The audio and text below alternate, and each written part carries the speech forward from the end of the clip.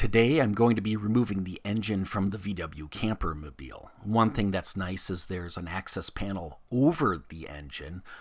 Makes it easy to get to things in the back and just have a different view.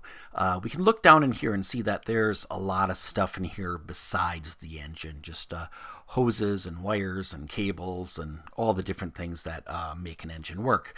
So what I had to do was simply disconnect anything that connected the engine to the rest of the vehicle.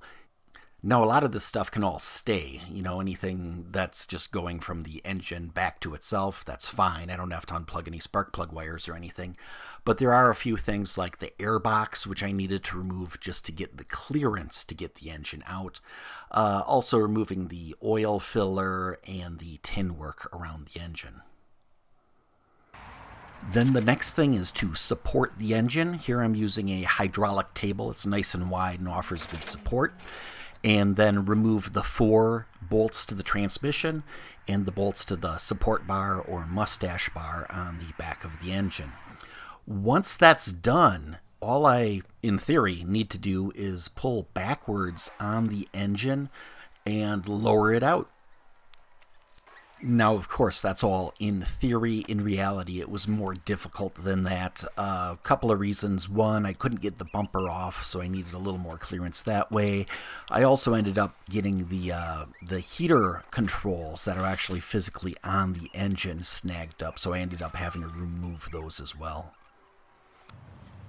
So here's the transmission, and you can see right up in here, separating the bell housing from the engine. The thick part between the two right now is the flywheel, and I gotta keep it going that way just a little more.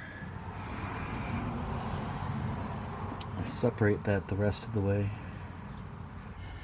So the bolts and the flywheel are clear of the bell housing. It's hard to see. Looks like just the tip of the input shaft might be catching. Might need to go up a hair and then back.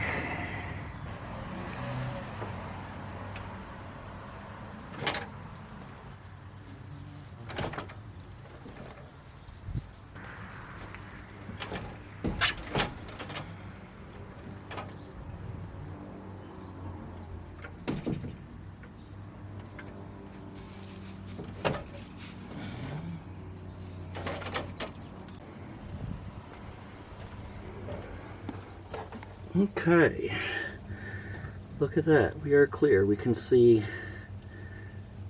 the driven shaft of the transmission. The flywheel is clear. Looking for anything else, fuel lines, cables, anything that can hang up.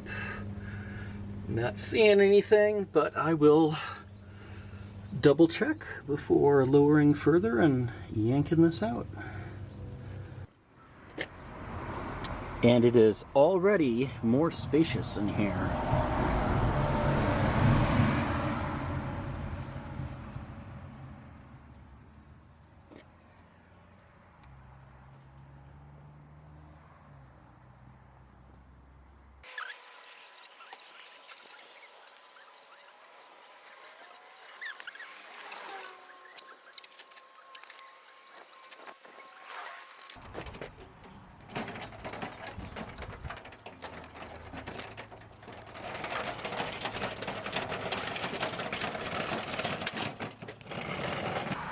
So here we have the Volkswagen air-cooled 2-liter engine.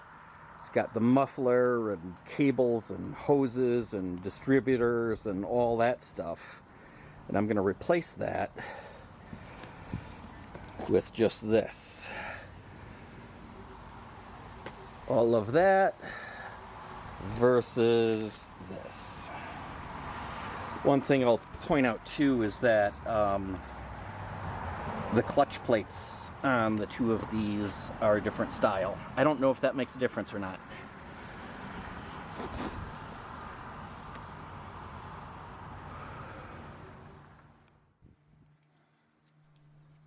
So the next thing I was going to do was to remove the clutch cover plates.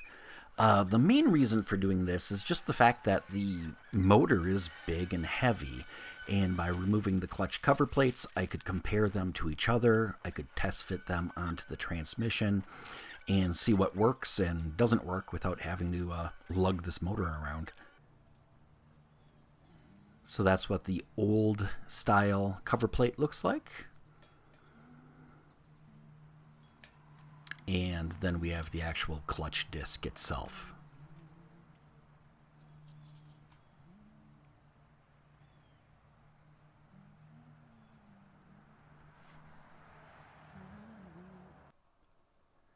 So then the next thing is to also remove the pressure plate from the clutch on the engine.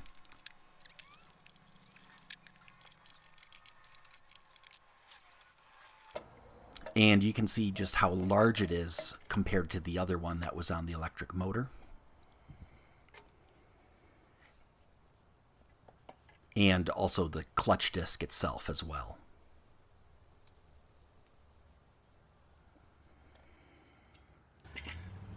And that old one, quite a bit smaller. Donut in the middle is a lot smaller, so this must have been for like the real early VW transmissions. And this must be for the late transmission. So I don't know, maybe I can find this size but that style and install it. Guess we'll find out. So apparently there's an issue with this being a late transmission, and the electric motor had parts that would have been for a early transmission. So if we look on the clutch cover, we've got this, that's what this looks like, except it would face this way. But this bit here looks an awful lot like the throwout bearing, size and position and everything. So it's my understanding that you either have this or you have that, you don't have both. And here's one reason why, is I tried test fitting this motor, and this is exactly wrong. This old style clutch cover will exactly not fit over this collar here that supports the thrust bearing. So maybe I could just remove that part and then it'll fit. The other thing that I realized is that the two pressure plates are not the same thickness. The older one is actually a little bit thicker than the newer one.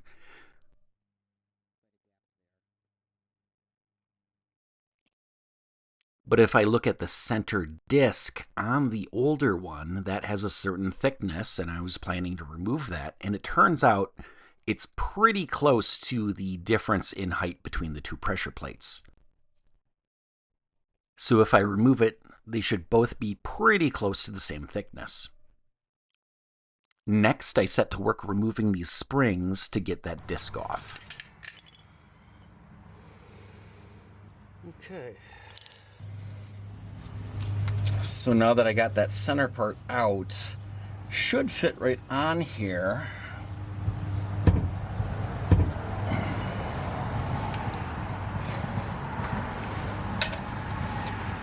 So it does fit around that sleeve with room to spare. Of course, this will be centered and supported.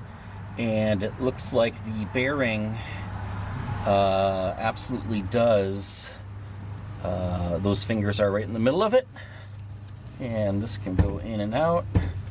So I think that should work. I think this should be okay. So here's the actual clutch disc itself. And then I have an alignment tool, which is actually an old transmission shaft, and that's going to line up the clutch disc and hold it in place centered while installing the pressure plate. And then I just have to put all those bolts back in.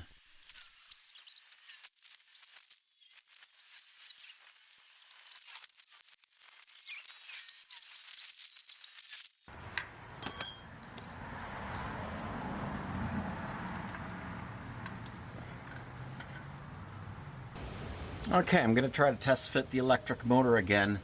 The main thing is getting it centered to the transmission shaft here, and then I already have 2 bolts up at the top from the back. This one actually is one of the alternator holes, so those will go into the top of that aluminum plate.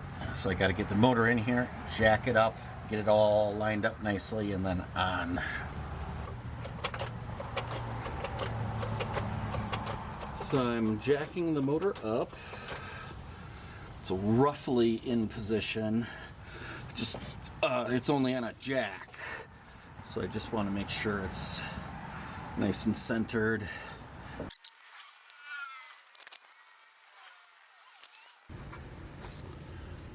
Looks like I'll have to tilt it forward as I do this too.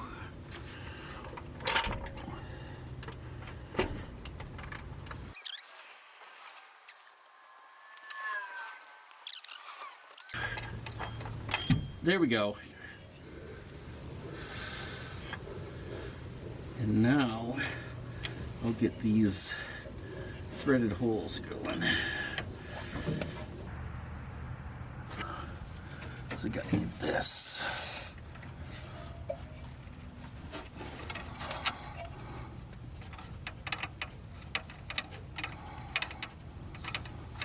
Oh yeah, it's threading right in. So the rest of this was just tightening down these 4 bolts.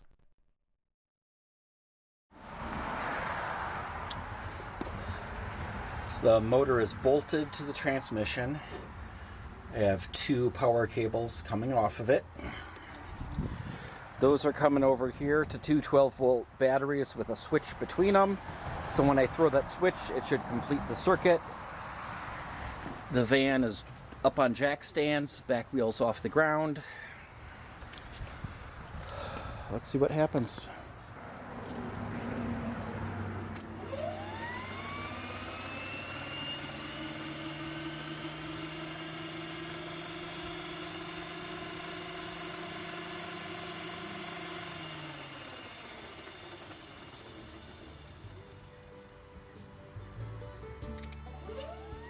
So it's pretty exciting to get the wheels to spin here, but it's only 1 speed. It's just on and off, and we certainly have to improve on that.